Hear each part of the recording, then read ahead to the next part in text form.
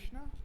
Um, so today is the most auspicious day of Narasimha Jayanti, the day uh, which Lord Narasimhadev took to appear in this material world to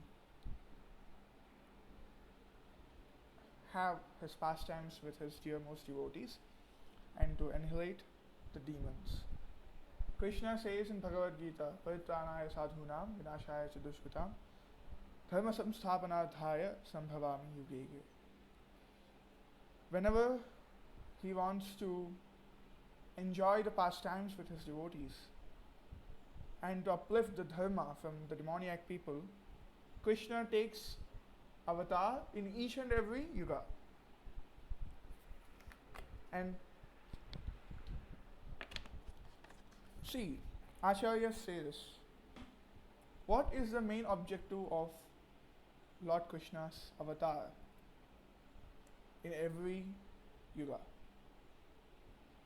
Generally, the outside world says that Krishna takes avatar to uplift the dharma, to destroy the demons, then to uplift the sadhus. But in fact, that is wrong.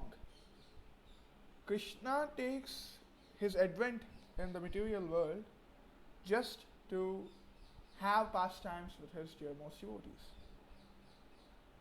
It is not that if Krishna doesn't take advent in the material world, the devotee is not uplifted. No.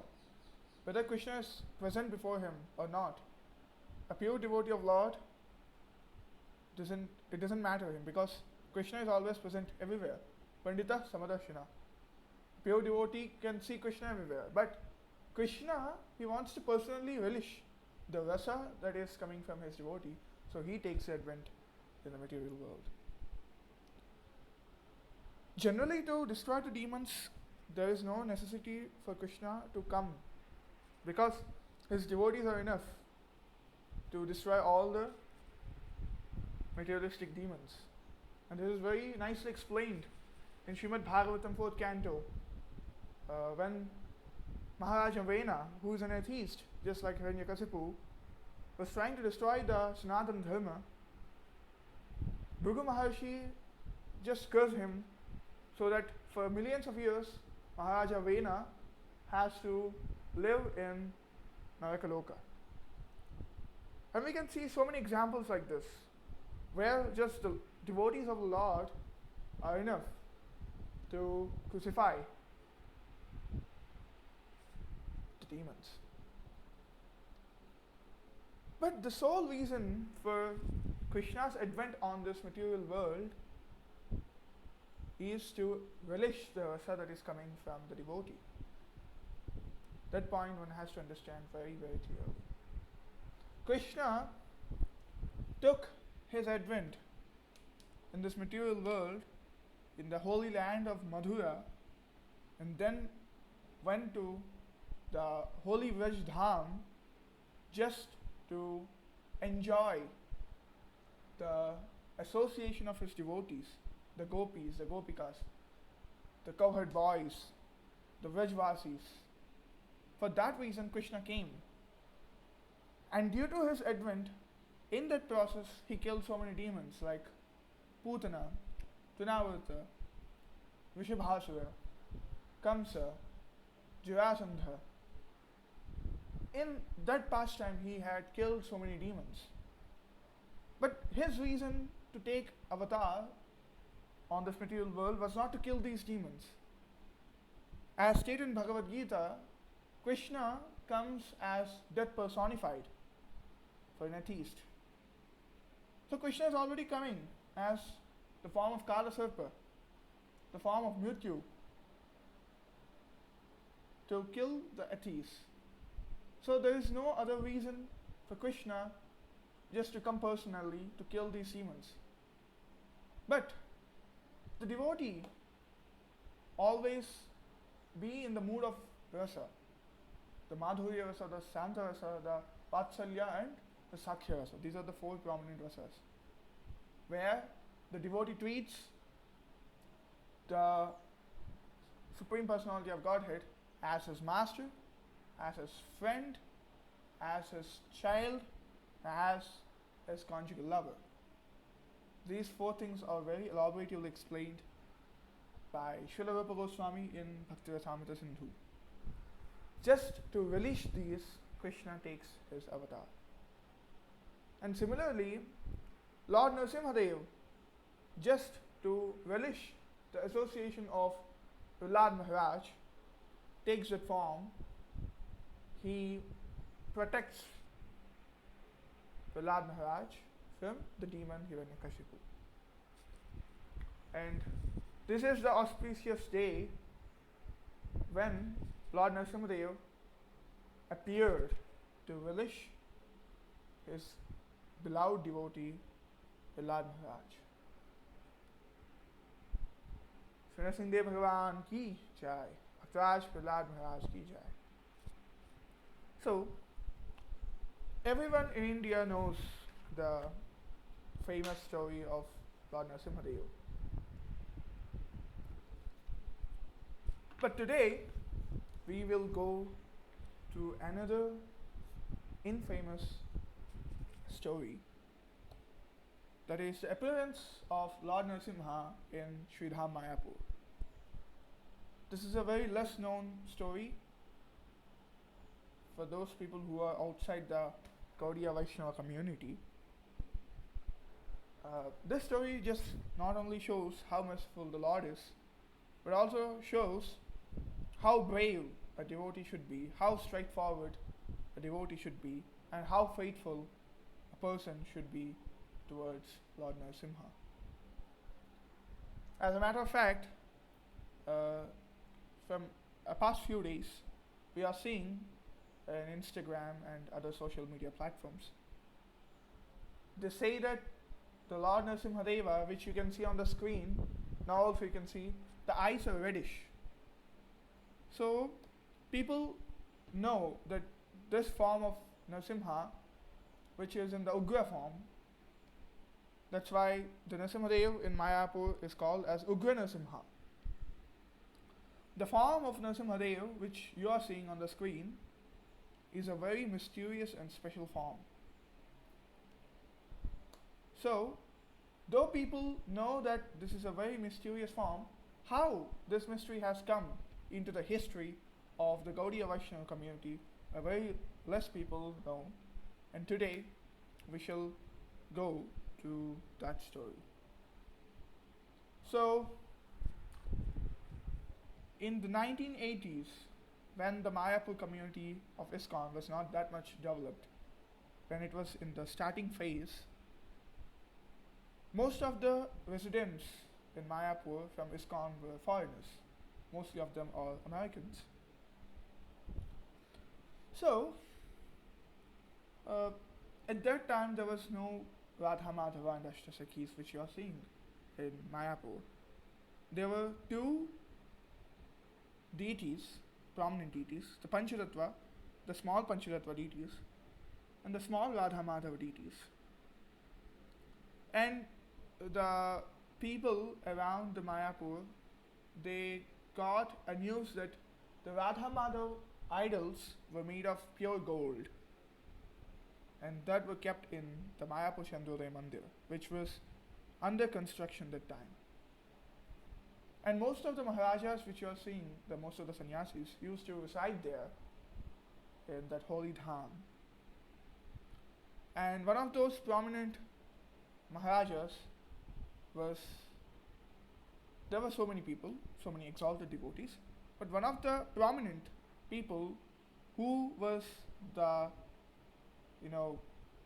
hero of the entire story which we are going to discuss now is Param Pujya Bhaktiragava Swami Maharaj, who is none other than the Guru Maharaj of my parents and who has given his causeless shelter to me. So, today we shall discuss what happened in that time. So when the residents of Mayapur and the Navadvip Dham got to know that the Radha Madhava idols were made of gold, this news was passed to the East Bengal, now which we are calling it as Bangladesh. So Bangladesh at the time was completely, you know, it was filled up with, or it was conquered with Muslim dacoits. So these dacoits were very, cruel, they're ruthless. They used to plunder all the homes of sadhus and Vaishnavas. They used to kill Vaishnavas, and the situation was so horrible those days. So somehow or the other, these dacoits, they got the information that the Radha Madhav idols are made of gold. So these dacoits, they planned to attack Sri Dham Mayapur, to steal the Radha Madhav idols and to kill the Vaishnavas in the ISKCON community. So the dacoits, they came with guns, bombs. They full-fledgedly just started attack on the ISKCON campus. And there were a few devotees inside the campus who are guarding the whole community. And some of them are His Holiness Chepatak Swami Maharaj, who fought very, very courageously. Almost he killed 2 to 3 dacoits with his gun. And Bhaktiraga Maharaj severely injured the dacoits. And this is what the thing is. Vaishnavas never sit calmly. A person is worthy to be called as Vaishnava unless he has 2 qualities. One, whenever the time comes, he has to fight. A Vaishnava can become Kshatriya. That's why he is called as Vajashi. Though he is in the mood of a Rishi, in the mood of a Sadhu, when the perfect time comes, he has to become a Kshatriya. He has to take up the weapon and he has to full-fledgedly attack the opponent. And the other very prominent quality of a Vaishnava is speaking with complete straightforwardness. One is not worthy to be called as a Vaishnava unless they speak truth. They speak with utmost straightforwardness. It is said that truth is always bitter. Truth hurts a lot of people, but truth is always truth. And that is one of the foremost qualities of a Vaishnava. One should not be a timid, or one should not be soft-hearted that if I speak something like this, they might get hurt. No, that is not the quality of a Vaishnava. The quality of a Vaishnava is Loka Kalyana. They have to speak for the peace of the world. Though these words might pierce one's heart, it is for their own sake. It is for their own protection. One has to take the piercing, chastising words of a Vaishnava as his causeless mercy, because a Vaishnava is completely full of mercy. With that mercy, with that compassion, sometimes he becomes emotional. Vaishnava is called as Paras Dukkha Dukhi. A Vaishnava is such a kind of person who laments by seeing the lamentation of others. So, with that lamentation, he might chastise, he might scold, he might argue with the beloved ones. Of course, there is no beloved one for a Vaishnava. Everyone is a beloved person. But, Krishna says, Krishna is equivalent to everyone. That's what I was reading in Srimad Bhagavatam, 7th canto. Maharaja Parikshit, he asked Sukadeva Goswami, why Vishnu supports demigods? When Krishna said that he is equiposed to everyone. The thing is, Krishna is equivalent to the demigods as well as the demons. But the demigods follow the instructions of Krishna as it is. So they are a little dear to Krishna than the demons. Like that, for a Vaishnava, the other Vaishnavas are a little dear. This is the state of the Kanishta and Madhyamadikari. The Madhyamadikari, he takes he takes care of the other Vaishnavas. He take he takes them as their own family members, of course, and he will ignore those who are atheists. So when the fellow Vaishnavas go in a wrong manner, especially the spiritual master, whether they're instructing or the initiating spiritual masters, it is their duty, it is their responsibility to chastise the disciple. And the disciple should not think that this chastising of the guru is due to one's ego or one's selfishness. No. If someone is thinking that they're misunderstanding the spiritual master, and that is not good for one's both spiritual and materialistic life.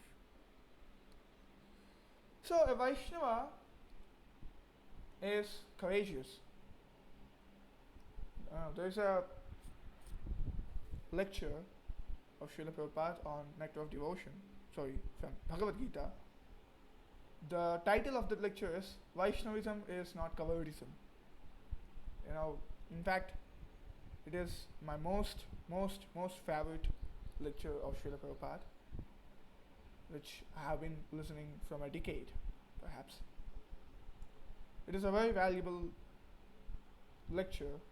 Of course, every lecture of Srila Prabhupada is very valuable, but this is much more valuable because it says that one who has taken the shelter of Krishna is not afraid of anything. Abhaya Charana. Abhaya means one who has no fear. Charana Aravinda. Charana Aravinda means one who has taken the shelter of Lord. Charana means the feet. Vinda means one who has taken the shelter. So one who has taken the shelter of the lotus feet of Krishna is Abhaya.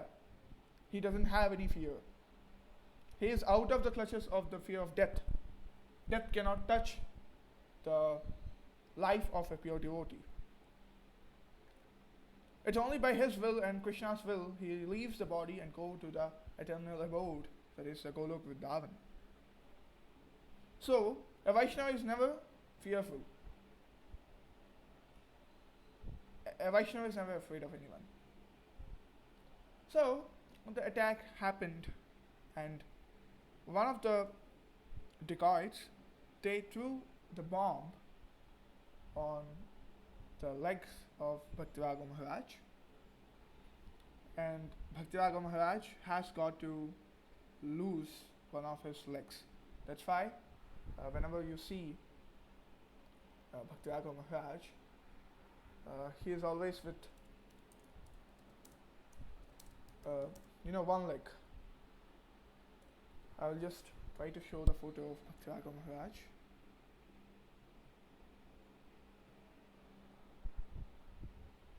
Just give me a minute.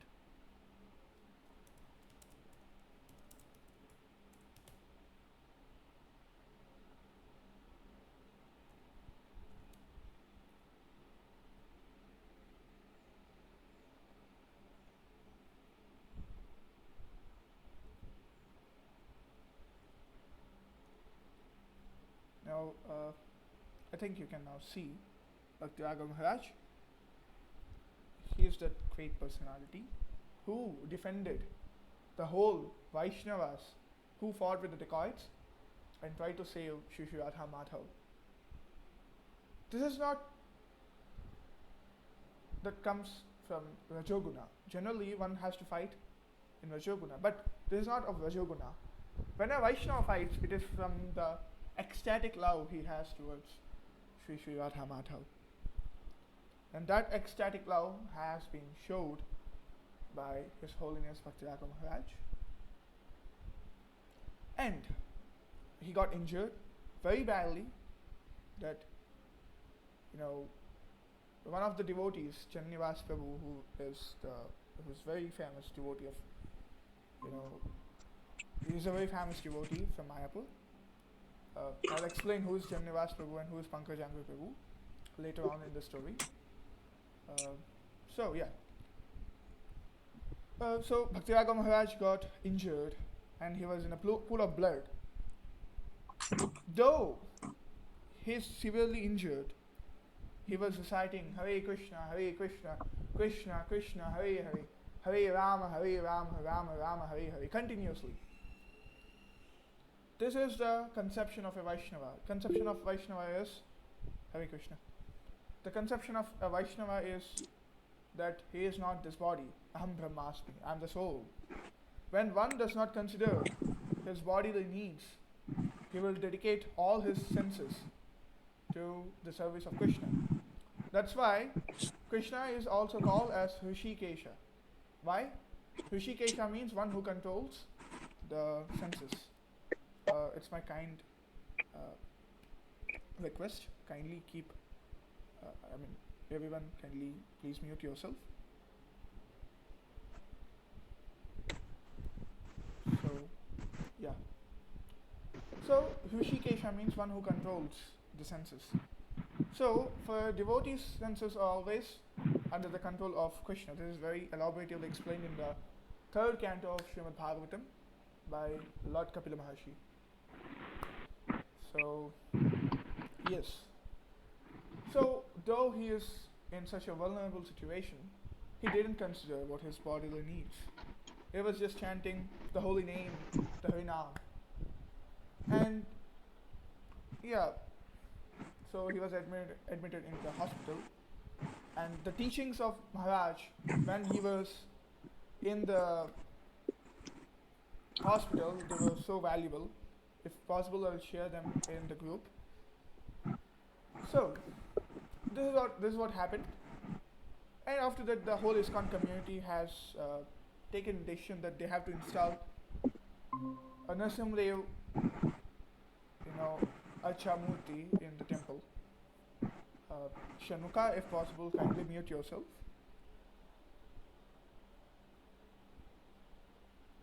Yes, thank you. So coming back to the point, so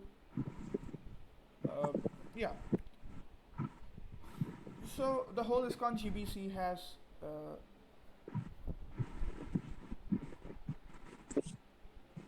they have taken the decision that they have to install Sri Sri Prahlad Narasimha. So yeah, carving the deity of Narasimha is not easy because one has to have a very expert. One should be an expert to carve the deity of Narasimha, especially the form of Ugra Narasimha. So yeah, in search of a lot of sthapatis, the sculptors, they find no one who can sculpt the deity of Lord Narasimha. So after 6 months of wait in the land of Tamil Nadu, a devotee finds who can sculpt the form of Narasimha. And so the sculptor, he says, yes, I can carve the deity of Narasimha, but there is a condition that one has to carve the deity of Narasimha unless until he finds a stone which has life in it. It's my humble request, kindly keep yourself in mute so that there won't be any disturbance. Hare Krishna. So, sorry for the disturbance. So, after he asked that I have to find a stone which has life in it. So the ISKCON GBC accepts, okay, I will wait till the moment you get the stone. So the months pass by, 6 months, 8 months, they pass by. There is no response from the sculptor. And one fine day again, a devotee from Mayapur, he goes to Tamil Nadu to know about the progress. And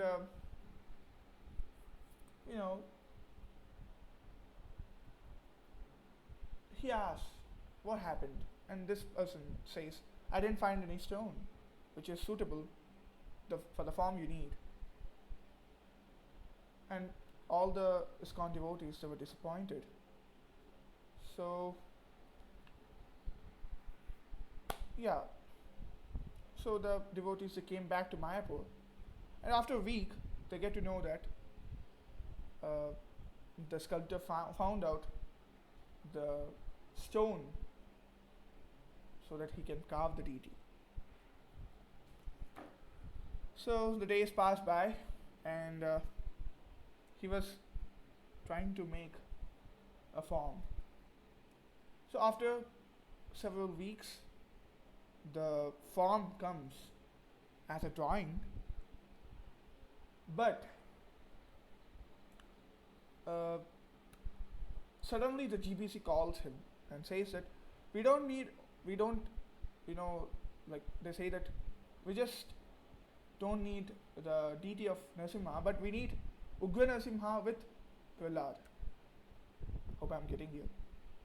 So the ISKCON GBC asked that the sculptor has to make a Prahlad deity with the Narasimha Dev deity. And this person, he gets bewildered. And he asks, it is impossible to do, because if they have to make 3 feet Prahlad Dev, the Narasimha Dev should be about 20 to 30 feet, according to the Shastra. Or else, the place where they keep the Narasimha, that place becomes ashes. It becomes completely, vulnerable, and it becomes ashes within minutes. So he says, this is impossible, forget about the deity. And again, the devotees are disappointed for whatever happened. That night when the sculptor, when he was asleep, his spiritual master comes in the dream and says, no need to worry about the Shastra. The Lord Narasimha, which you are going to sculpt, is the most mysterious, most powerful deity in the world. Because every Narasimha in this material world is from the Vaikuntha, but the deity which you are going to carve is directly from the Golok Vrindavan. This deity of Narasimha Dev is only available in the Krishna Loka, which is the ultimate abode of the whole spiritual creation. But according to the Shastra, this deity should not be carved, because it makes the whole place become ashes. But the Mayapur is the dham of Sri Chaitanya Mahaprabhu, which is a symbol of the utmost peace and love towards Krishna. When there is Chaitanya Mahaprabhu, the whole place will be nullified with his Krishna prema. So any vulnerability will be, at a time, they will be demolished. So this deity, though not carved according to the inscriptions of Shastras, will be the most finest deity in the whole material and spiritual creation. This is the mystery behind the deity which you are going to see in Mayapur Dham in ISKCON. So he, after that dream, he opens his eyes and then says, he calls to ISKCON GBC and says, I'm going to start the work and will sculpt the deity of Lord Narasimha. And ISKCON is in overwhelmed joy. So after months pass by, the deity comes into a form by the sculptor. So the deity work is completed, and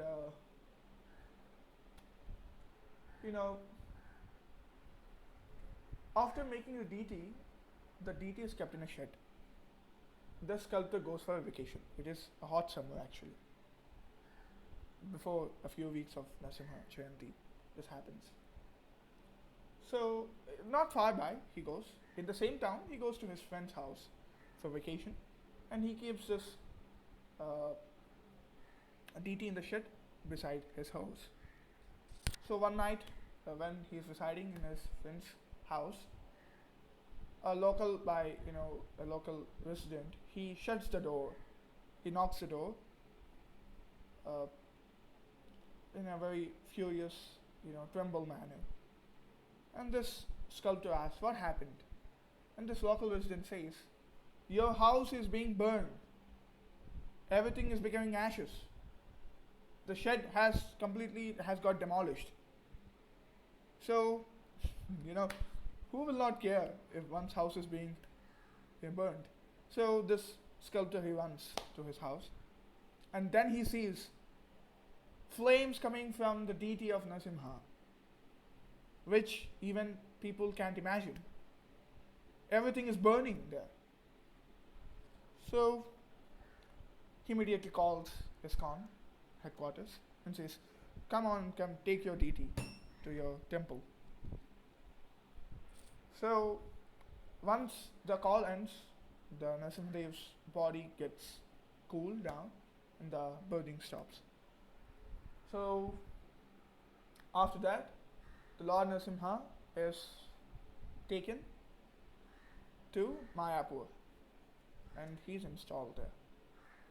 And before any installation, the pujaris have to take the vow that they'll dedicate their life completely to the service of that particular deity. And two exalted devotees make sure you remind these names: Pankajangri Prabhu and Jananivas Prabhu. These two are twins actually, they're brothers. These two people, with utmost devotion towards Lord Narasimha, they take the promise that they will not leave the deity at any moment. And Pankajangri Prabhu has left his body, but he was the most beloved devotee of Lord Narasimha. And Jananivas Prabhu, you can have his darshan if you go to Mayapur. He is present in Mayapur Dham. Those people who took the darshan of Jananivas Prabhu, I must assure that they are most fortunate people living on this planet, because he is the topmost devotee of Lord Narasimha. After that, the Lord Narasimha is placed as an Achamurti in Sri Mayapur Dham. And from that day, no attack took place in Mayapur from the past 45 years.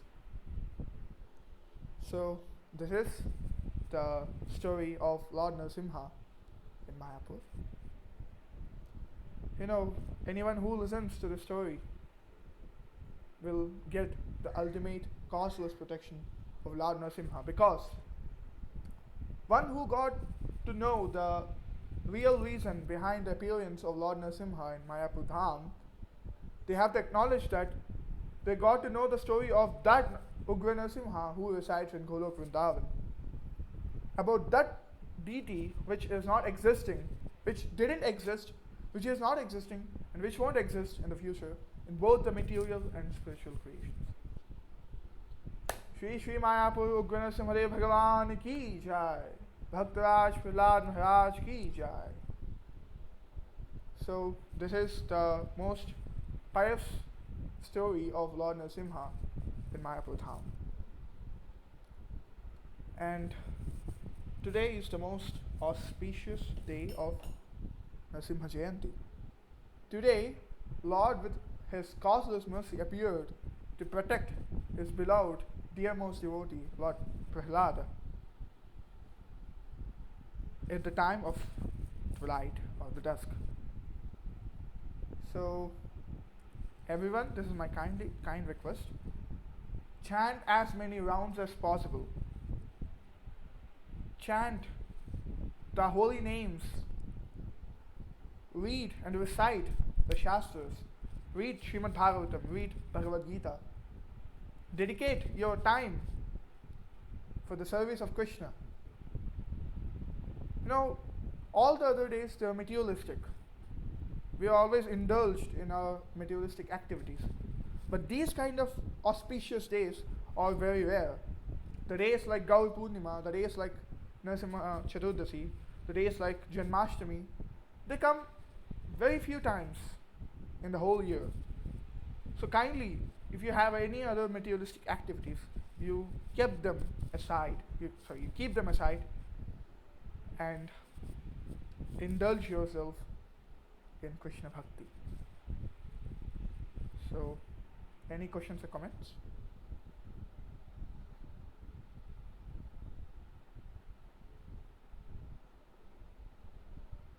Dhavani? Any questions or comments?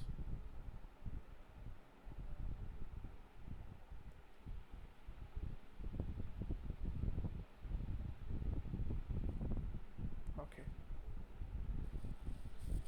So, another small note I have to add here is the sessions which we broke in the past few weeks due to some reasons will be continued from the next Sunday, where we are going to talk about the last two regulative principles, which are no illicit sex and no gambling.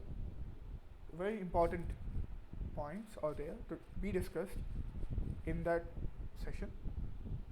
Whoever is watching either in live or the video of this session, kindly make sure that you will be available from the next session, and kindly utilize your valuable time for Krishna Bhakti, and may Lord Narasimha protect his great devotees and show his causeless mercy upon them. Shri Narasimha भगवान की जय, भक्तराज प्रहलाद महाराज की जय, जगत गुरु श्री प्रभुपाद की जय, निताय गौर प्रमानंदे, हरि हरि बोल।